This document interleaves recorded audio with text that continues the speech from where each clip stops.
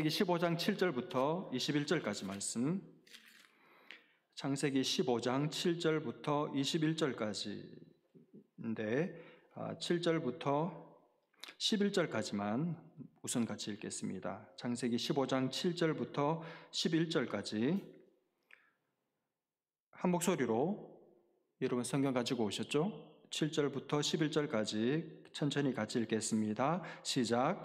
또 그에게 이르시되 나는 이 땅을 내게 주어 소유를 삼게 하려고 너를 갈대아인의 우르에서 이끌어낸 여호와니라.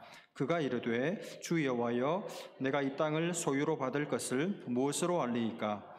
여호와께서 그에게 이르시되 나를 위하여 3년 된 암소와 3년 된 암염소와 3년 된 순양과 산비둘기와 집비둘기 새끼를 가져올지니라. 아브라함이 그 모든 것을 가져다가 그 중간을 쪼개고 그 쪼갠 것을 마주 대하여 놓고 그 새는 쪼개지 아니하였으며 솔개가 그 사체 위에 내릴 때에는 아브라함이 쫓았더라. 아멘.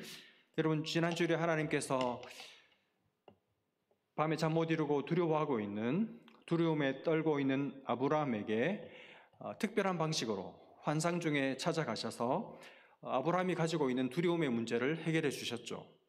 너 두려워하지 마라. 내가 너의 방패다. 내가 너를 혹시 전쟁이 다시 한번 일어나더라도 내가 너를 지켜줄 거다. 그리고 내가 너의 큰 리워드다. 보상이다. 상급이다. 그리고 자식 지금은 하나도 없지만 자, 밖에 나가서 쳐다봐라. 하늘의 별과 같이 너의 자손들이 헤아릴 수 없이 많아질 것이다. 그렇게 하나님께서 말씀하시고 그리고 액션으로 보여주셨죠. 그때 아브라함이 처음에는 믿을 수 없었지만 끝끝내 하나님의 끈질긴 설득에 설복당해서 하나님을 믿었습니다. 그리고 이제 이어지는 말씀인데 이제는 아브라함이 하나님께 묻지도 않았는데 하나님께서 계속 말씀하십니다. 약속을 하십니다. 7절 말씀에 보면 또 그에게 이르시되 나는 이 땅을 가나안 땅이죠. 너에게 주어서 소유를 삼게 하려고 너를 갈대아인의 우르에서 이끌어낸 여호와니라. 여러분, 이 말씀 그냥 듣기에는 참 얼마나 좋은 소리입니까? 지금 있는 이 땅을 다 줄게. 얼마나 기분 좋은 소리예요. 근데 사실은 너무나도 허황된 소리입니다. 왜냐하면 지금 아브라함 가나안 땅에 들어와 살고는 있지만 자기 이름으로 된 땅 한 평 없습니다. 그야말로 떠내기 나그네에 불과해요. 그런데 하나님께서 7절에서 하시는 말씀이 뭐냐 하면 애초부터 내가 너를 그 고향 갈대 울에서 불러낸 이유가 이 땅을 너에게 주기 위해서 너를 이끌어냈다는 거예요. 이 땅 원래 너 주려고 너를 이끌어 왔다는 말씀입니다. 그런데 현실은 땅 한 평도 없어요. 그러니 듣기는 좋은 소리지만 믿을 수가 없죠. 아니 솔직히 황당하고 어이가 없죠. 이루어질 가능성이 전혀 보이지 않는, 믿어지지 않는 그야말로 헛소리로밖에는 아브라함의 귀에는 들리지 않는 소리입니다. 그래도 여러분, 아브라함이 달라졌죠. 조금 전에 6절에 결정적인 결정타가 나왔잖아요. 하나님을 믿으니, 믿고 난 이후잖아요. 그래서 톤 다운시켜서 확인 질문을 던집니다. 8절에 그가 이르되 주 여호와여 내가 이 땅을 소유로 받을 것을 무엇으로 알리이까? 말씀은 고마운데 아무리 생각을 해봐도 땅 한 평 없는 제가 이 땅을 소유로 가진다는 그 말씀이 도저히 안 믿기니까 제가 믿을 수 있도록 무슨 표를 혹은 무슨 증거를 있다면 보여주십시오. 이렇게 요청을 한 거예요. 여러분, 이 요청을 잘 한번 여러분 마음에 담고 생각을 해보십시오.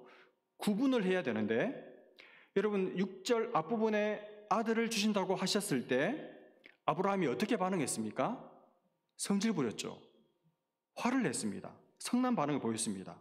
그렇죠. 근데 그때 보인 그 반응과 지금 8절의 아브라함의 반응 요청은 다릅니다. 다른 거예요.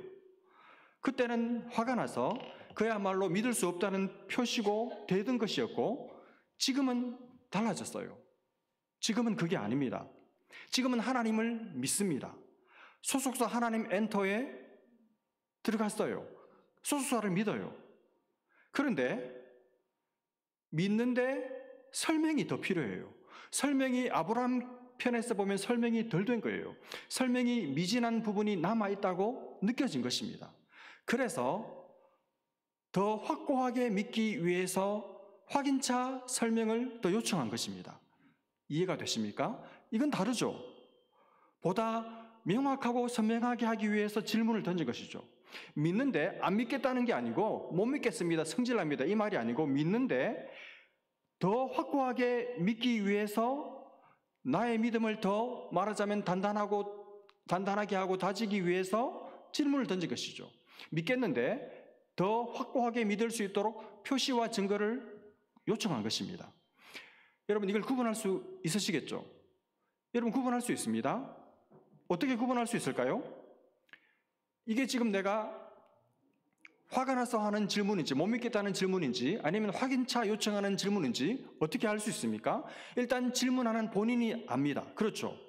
지금 내가 화가 나가지고 내가 믿고 싶지 않아가지고 도저히 못 믿겠다고 성토하기 위해서 하는 질문하고, 믿는데 내가 믿는 그분을 신뢰하고 사랑하는데 좀 더 명확하게 이해, 언더스탠딩에 이르기 위해서 질문할 때, 이건 다른 거잖아요. 그렇죠? 그건 질문하는 내가 압니다. 당사자가 압니다. 또 하나, 그 질문을 했을 때 질문을 받는 상대가 압니다. 지금 저 사람이 나를 정말 못 믿어서, 나를 신뢰하지 못해서 지금 저렇게 나오는구나. 혹은 나를 믿는데 보다 나를 원만한 이해에 이르기 위해서 확인차 묻는 거구나. 들으면 알아요. 여러분, 제가 목회자이지 않습니까? 많은 질문들을 받습니다. 근데 질문하는 사람이 더 중요해요. 기분 나쁘게 질문하는 사람, 대답할 수 없는, 대답하고 싶지 않은 질문하는 사람들이 있어요. 알죠? 질문을 받는 사람이 압니다. 구분할 수 있습니다. 지금 아브라함은 아까와는 달리 하나님을 믿게 됐습니다. 하나님께 자기를 맡기고 의탁했습니다. 그래서 아들을 주신다는 그 말씀을 믿었습니다. 근데 갑자기 계속 이어서 땅도 주신다고 하는데, 믿겠는데, 믿고 싶은데 잘 안 믿어지는 거예요. 믿기가 그냥 믿습니다 이렇게 하고 넘어가기에는 양심상 믿기가 힘든 것이죠. 그래서 하나님, 제가 믿겠지만 혹시 땅을 주신다는 그 결정적인 표와 증거를 주실 수 있겠습니까? 라고 요청을 한 것입니다. 여러분, 이것은 굉장히 긍정적인 태도고 바람직한 태도고, 성도가 하나님을 알아가면서 가져야 할 성숙하고 어른스러운 태도예요.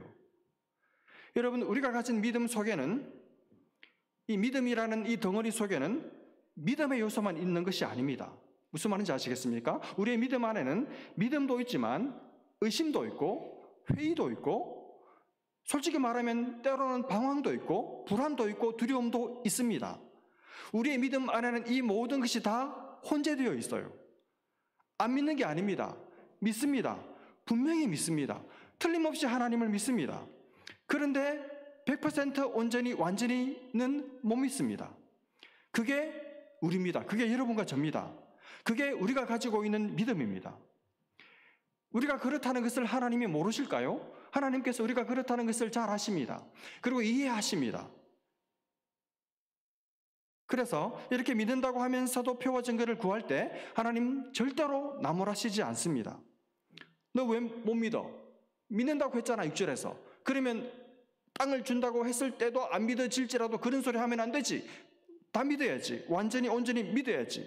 그렇게 타박하거나 야단치지 않으세요. 우리의 연약한 믿음을, 우리의 혼재된 믿음을 하나님은 아시고 이해하시고 동정하십니다. 그래서 우리가 더 온전한 믿음으로 나가고 싶어서, 하나님을 더 깊이 이해하는 자리까지 나가고 싶어서 요청하는 요청이라는 것을 알고, 하나님은 우리의 믿음의 눈높이에 맞게 때로는 표를 주시고 증거를 주시는 분이세요. 제가 알아왔던 하나님은 그런 분이셨습니다. 제 눈높이로 내려오시는 하나님.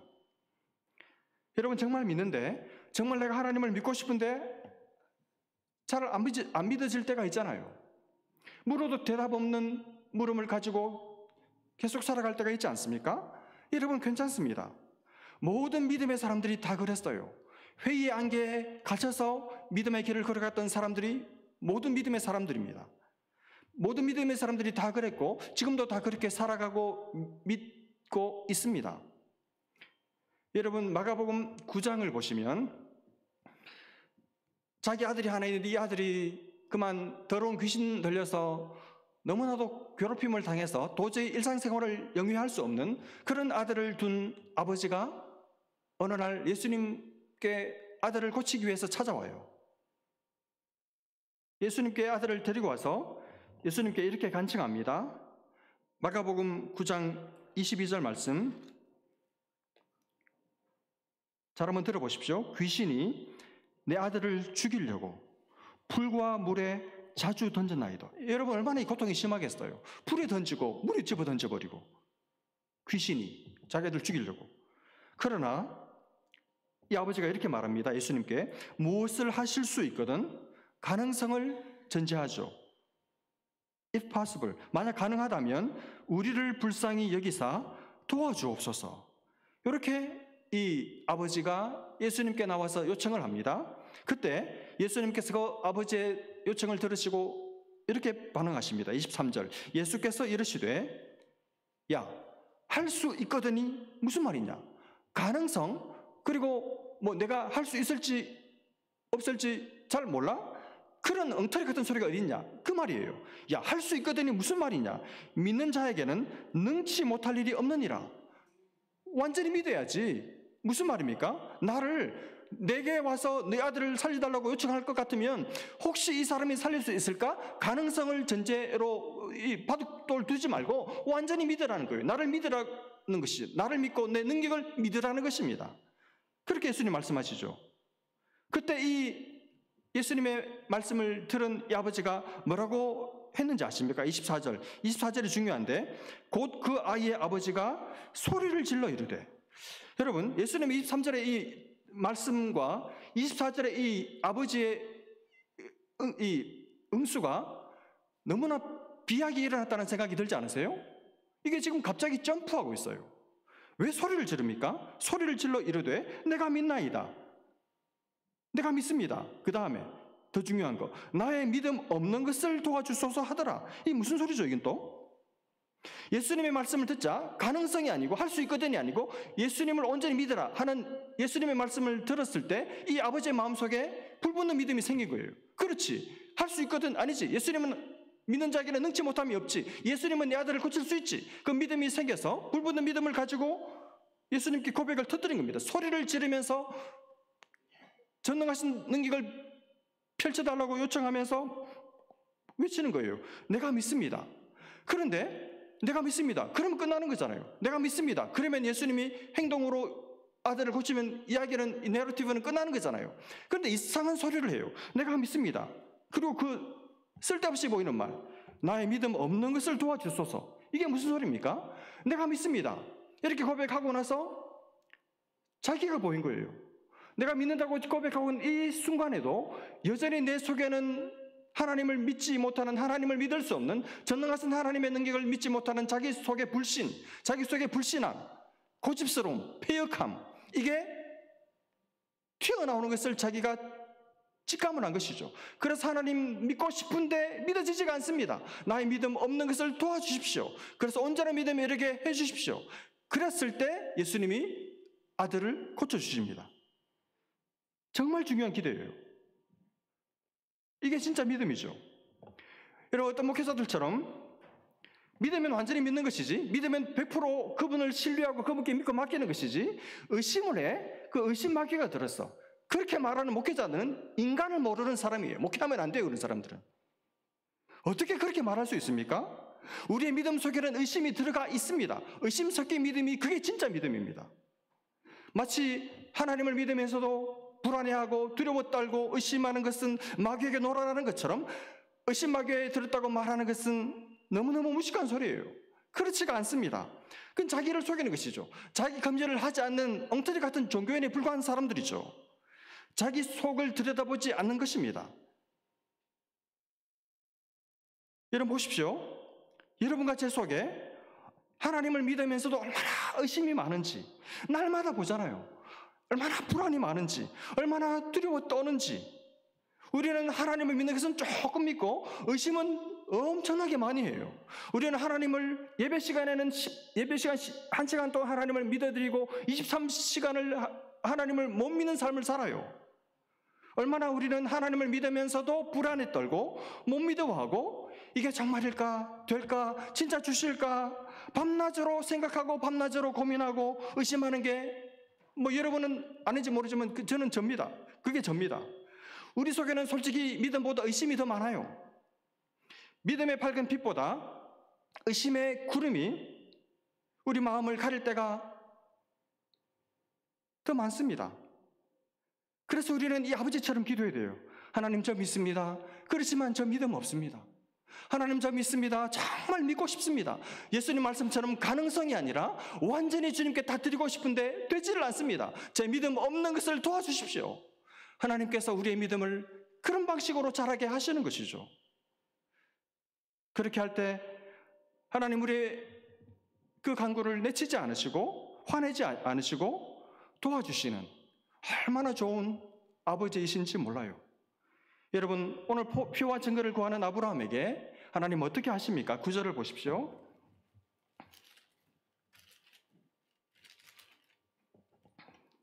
여호와께서 그에게 이르시되 나를 위하여 3년 된 암소와 3년 된 암염소와 3년 된 순양과 산비둘기와 집비둘기 새끼를 가져올지니라. 여러분, 3년 된 짐승들을 가져오라 그러시죠. 왜 1년 된 건 안 되고 2년 된 건 안 되고 5년 된 거 10년 된 건 안 되고 왜 꼭 딱 지정을 해가지고 3년 된 걸 가져오라 그러셨을까요? 3년 됐을 때 뜻이 있습니다. 다 큰 거예요. 그래서 제일 아름답고 제일 건강하고 소위 말해서 요 짐승의 생이니까 뭐라 그럴까요? 수생 혹은 금생에서 제일 좋을 때, 한창일 때, 그때가 3년 됐을 바로 그때입니다. 그때 그 짐승들을 가지고 와서 쪼개서 죽여서 양 사방에다가 이 진열해 놔라, 디스플레이해라, 이렇게 말씀하시는 거죠. 이 이야기는 다시 한번 제가 말씀 마무리해서 할 기회가 있을 것 같습니다. 그 말씀을 듣고 아브라함이 순종을 해서 가져오죠. 10절. 아브라함이 그 모든 것을 가져다가 그 중간을 쪼개고 그 쪼갠 것을 마주 대하여 놓고 그 새는 쪼개지 아니하였으며. 이게 지금 무슨 말이냐면 이 당시 고대 근방 지방에서는 두 사람이 어떤 중요한 계약을 체결할 때 이런 방식을 쓴 거예요. 먼저 계약을 체결하는 두 사람이 계약서를 낭독을 합니다. 그러고 나서 짐승들을 잡아서 짐승들을 다 반으로 다 쪼개가지고 양쪽에다가 이제 죽은 사체를 늘어놓는 거예요.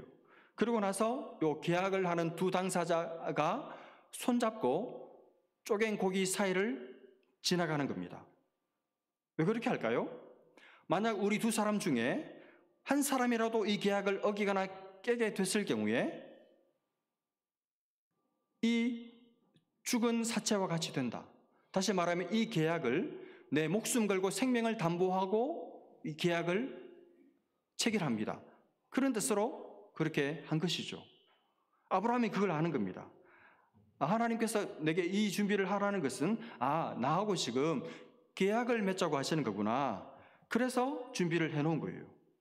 근데 재밌는 게 새는 안 쪼갰다 그랬죠? 왜 그랬을까요? 너무 작으니까.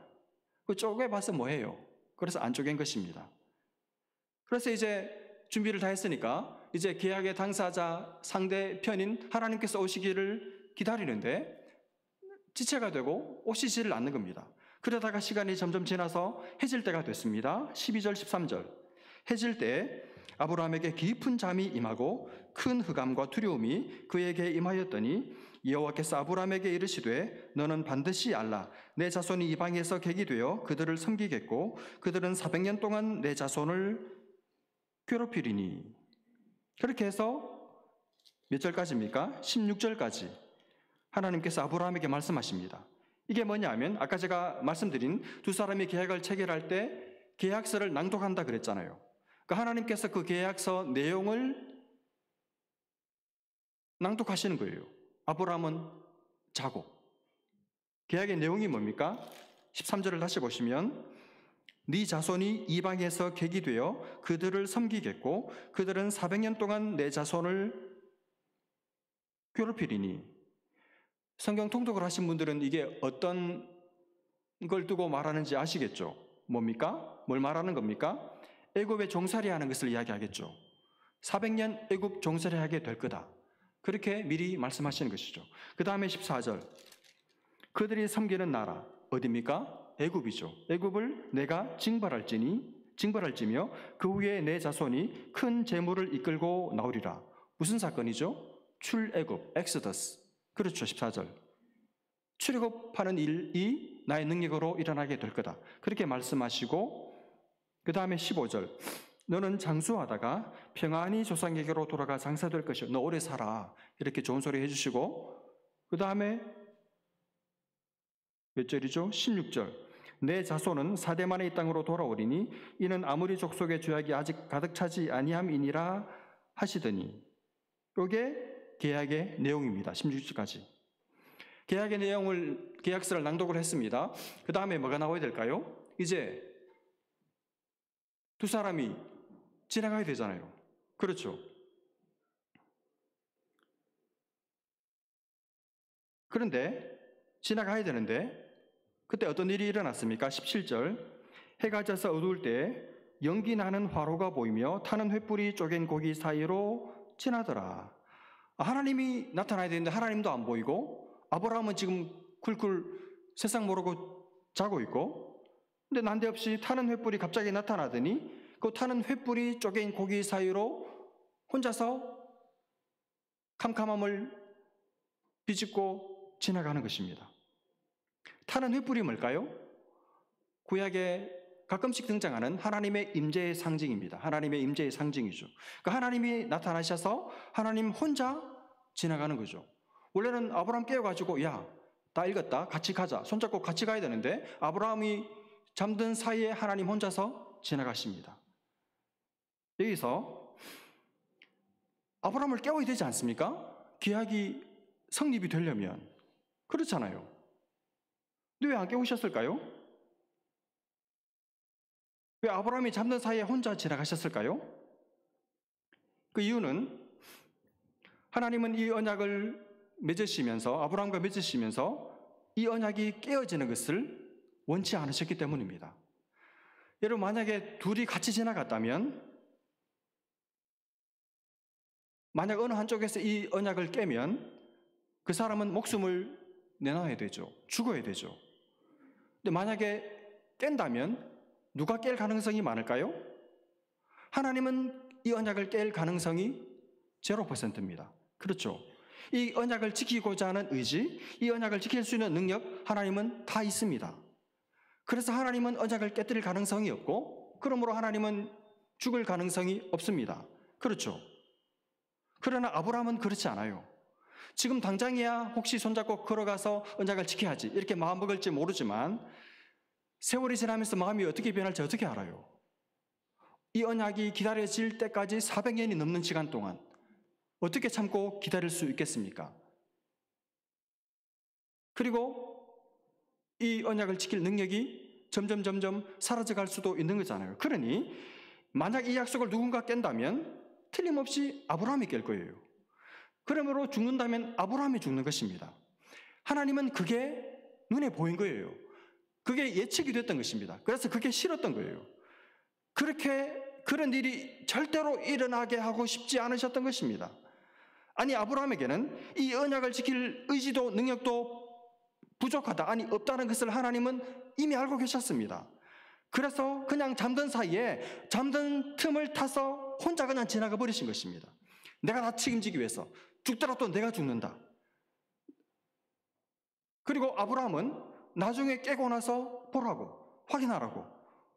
나 혼자 다 했어. 너 그냥 언약 체결됐구나. 알고 있으면 돼.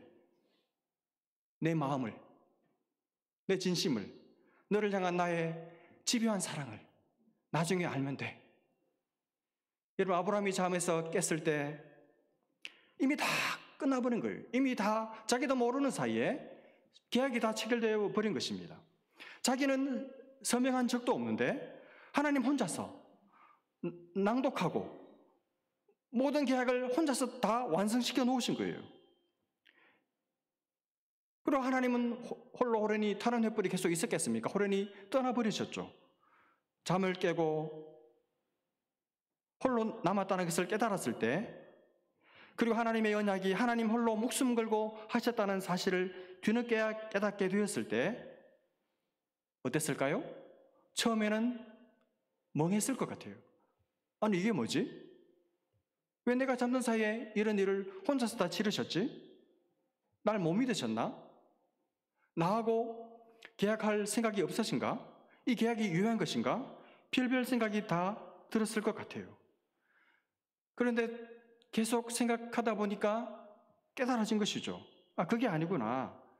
나를 아시고 언약을 지킬 수 없는, 약속을 이행할 능력이 없는 나의 연약과 무능을 아시고 나에게 이 언약을 메어놓지 않으시기 위해서 당신 스스로 혼자서 목숨 걸고 이 언약을 홀로 책임지기로 결정하시고 실행하셨구나. 야, 내가 그렇게 가치가 있나? 내가 그만한 대접을 하나님으로부터 받을 만한 그런 가치가 있는 사람인가? 내가 이런 사랑을, 일방적인 사랑을 받아도 되나? 지난 환상, 6절의 환상 속에서 체험했던 그 하나님의 사랑을 또 한 번 체험을 하면서 아마 아브라함의 마음이 죄송하기도 하고 물같이 녹았을 것 같아요. 주 안에 사랑하는 여러분, 아브라함이 받은 이 언약, 일방적인 언약, 아브라함이 받은 일방적인 사랑, 여러분 아브라함만 받았습니까? 아브라함의 후사로 여겨지는 저와 여러분이 받은 사랑, 저와 여러분이 받은 언약 아닙니까? 일방적으로 우리와 약속을 맺으셨어요. 그것도 피의 언약을 맺으셨습니다. 누구의 피입니까? 그 아들, 하나밖에 없는 아들, 그 귀한 아들 예수의 피로 우리와 언약을 맺으셨습니다. 우리를 일방적으로 사랑하셨습니다.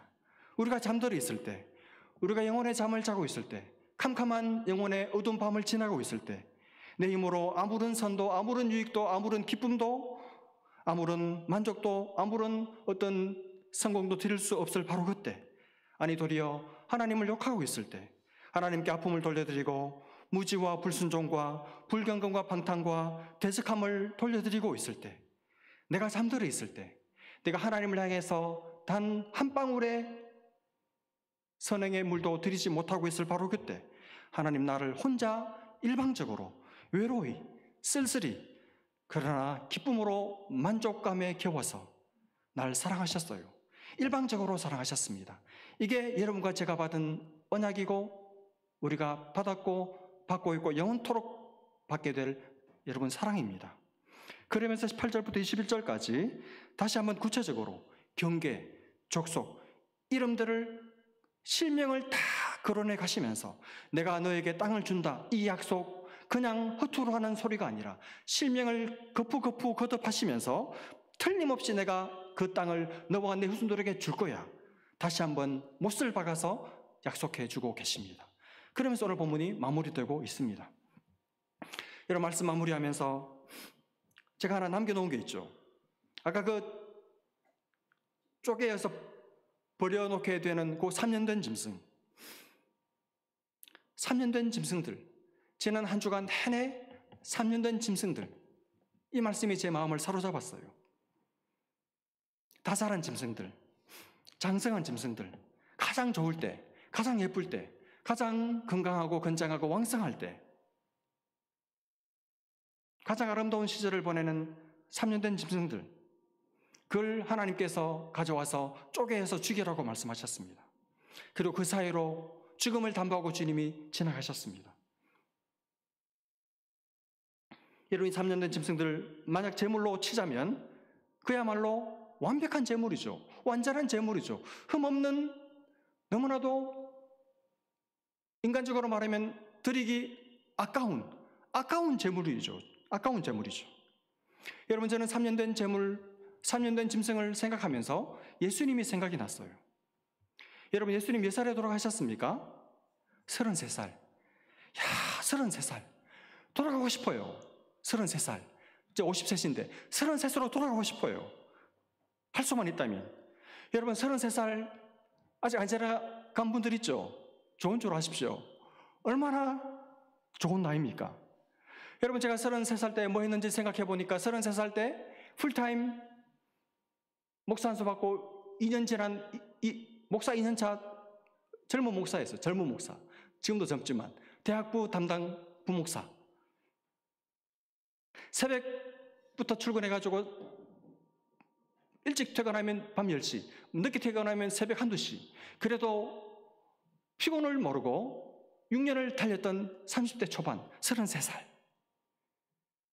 그때는 그때가 그렇게 좋은 줄도 모르고 그냥 지나간 것 같아요. 다시 돌아갈 수만 있다면 돌아가고 싶어요. 좀 도와줘요. 돌아가서 그 나이에 그냥 주저앉아 버리고 싶어요. 그렇게 좋은 시절이었는데 많이 지나버렸습니다. 지금은 잠도 안 해요. 잠도. 어젯밤에 10시에 잤습니다. 푹 자고 6시쯤에 일어나가지고 준비해서 설교 마무리하고 교회 가야지 그랬는데 딱 꼴랑 2시간 자고 12시에 깼습니다. 그리고 설교 마무리하다 보니까 그냥 그 상태로 여기 서 있습니다. 잠이 안 와요. 2시간 만에 깨요. 깨면 이런 생각 저런 생각, 이 고민 저 고민, 이 걱정 저 걱정. 그러다가 또 하루를 피곤한 상태로 보냅니다. 33살. 다시 한번 강조하거니와 돌아가고 싶어요. 3년 된 짐승, 30대. 여러분, 얼마나 좋습니까? 그 좋은 나이에 우리 예수님 33살에 돌아가셨어요. 우리를 위해서 십자가에 달려서 시퍼렇게 살아있어야 할 그 나이에 모든 고문, 모든 고통 다 겪으시고 우리가 져야 할 모든 질고를 다 홀로 겪으시고 외로이 참으시고 그리고 불법적인 재판을 통해서 불법적인 판결에 의해서 불법적으로 돌아가셨습니다. 그 꽃다운 나이에 그분의 삶, 그분의 헌신, 그분의 섬김, 그분의 하나님 아버지를 향한 뜨거운 사랑, 그분의 인생들을 향한 뜨거운 가슴, 뜨거운 사랑 완벽했잖아요. 완벽한 그분을 죽였습니다. 누가 죽였습니까? 아버지가 죽였어요. 하나님 아버지가 그 귀한 아들을 꽃다운 나이에 죽음에 내어주셨습니다. 완벽한 제물이 되어서 죽으셨어요. 우리 때문에, 우리를 위해서. 여러분, 33살 얼마나 아깝습니까? 얼마나 아까워요. 더 사셔도 되잖아요. 더 사셔서 더 많은 말씀을 남기시고 더 많은 일들을 하시고 더 많은 사람들을 치료하시고 살리시고. 그런데 그런 아들을 제물로 내어주신 아버지의 마음이 어땠을까요? 완전한 한창인 아들을 죄인인 우리를 위해서 내어주실 때 여러분, 아버지의 마음이 어땠을지 상상이나 할 수 있겠습니까? 그 마음이 전해져 왔어요. 그래서 지난 한 주 내내 마음이 참 힘들고 무거웠습니다. 제일 좋을 때, 제일 좋은 아들을 나를 위해 주신, 나 같은 것을 위해 주신 하나님 아버지. 사랑하는 여러분, 우리는 어떻게 살고 있습니까? 우리는 어떻게 주님을 섬기고 있습니까? 놀랍게도 희한하게도 우리 교회에는 30대가 제일 많아요. 30대가. 놀라운 복이죠. 30대. 3년 된 짐승. 여러분, 최고의 시절입니다. 다시 안 와요. 다시 오지 못할, 무엇으로도 살 수 없고 무엇으로도 바꿀 수 없는 제일 좋은 때를 여러분은 지금 지나가고 있습니다. 다시 오지 않아요. 여러분, 이때 제일 좋을 때, 그리고 제일 좋은 이곳에서 제일 좋으신 주님을, 가장 아름다우신 주님을 여러분은 지금 섬기고 계신 것입니다. 내가 왜 이곳에서 내 청춘을, 내 이 꽃다운 목회의 절정인 이 시간을 내가 왜 이런 데서 보내야 돼? 그런 생각을 이제는 접고, 내가 왜 이렇게 이런 사람들을 위해서 수고하고 헌신해야 돼? 티도 나지 않는데. 여러분, 그렇게 생각하지 마시고 여러분, 이곳에서 최고의 시절을 여러분 최고로 보내시기를 바랍니다. 최고로 아름다우신 주님을 여러분 최고로 섬기시기를 바랍니다. 후회 없이 섬기십시오. 후회 없이 사랑하시기를 바랍니다. 더 좋은 날은 여러분 오지 않습니다. 지금이 최고의 날이고 지금이 가장 좋은 시절입니다. 저와 여러분 모두 이곳에서 최고의 아름다우신 주님을 더 뜨겁게 사랑하고 더 뜨겁게 섬기는 최고의 성도들, 최고의 시간을 보내는 복을 누리시기를 주님의 이름으로 축복합니다. 기도하겠습니다. 하나님 아버지 은혜를 감사합니다. 하나님 우리에게 최고의 가장 좋은 것을 주신 아버지, 우리도 하나님 앞에 그렇게 살아갈 수 있도록 하나님 지금이 최고의 시간이며 지금 이곳이 최고의 장소이며 지금 만나는 내가 섬기는 사람들이 최고의 사람들인 것을 알고 최고로 사랑하며 최고로 섬기며 살아가는 복된 교우들 다 되게 하여 주옵소서. 믿고 감사하며 예수님의 이름으로 기도합니다. 아멘.